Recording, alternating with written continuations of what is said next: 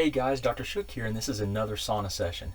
In today's sauna session, what I want to talk to you about is bone quality and the relationship of bone quality to thyroid function. Okay, so now I have another video. If you look back, I recorded a video on hypothyroidism and hyperthyroidism and the impact on bone health. And basically, I'm going to expand on that video in this video.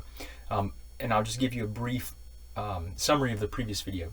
Hypothyroidism or low thyroid function is typically associated with osteopenia or osteoporosis, so less bone density. Okay, hyperthyroidism is typically associated with normal bone density but brittle bones, because increased thyroid activity actually you have a lot of turnover, and what it does is it weakens the structure. If you look at bone under a microscope, it has this pattern, and they call it a trabecular pattern, and it has density, but it doesn't resist and absorb shock well. So what you can end up having is a brittle bone. But in this video, what I want to talk about is some other cells within the thyroid called, in particular, I'm going to talk about C cells. So C is in cat, okay? C cells make something called calcitonin, okay? And calcitonin puts basically the calcium in the bone.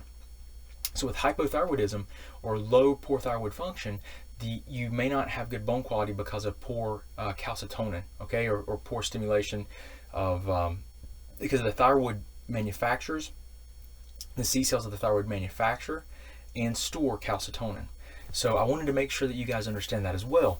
I also want to share with you, you may not be aware of something called the parathyroid hormone. Now, parathyroid hormone tends to, it helps to basically release stored calcium from the bone.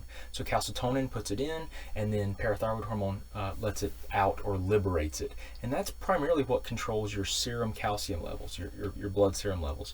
So it's really important you understand thyroid has major effects on bone density. It's something that you got to be aware of. So if you have poor thyroid physiological function, you can be at risk for fractures.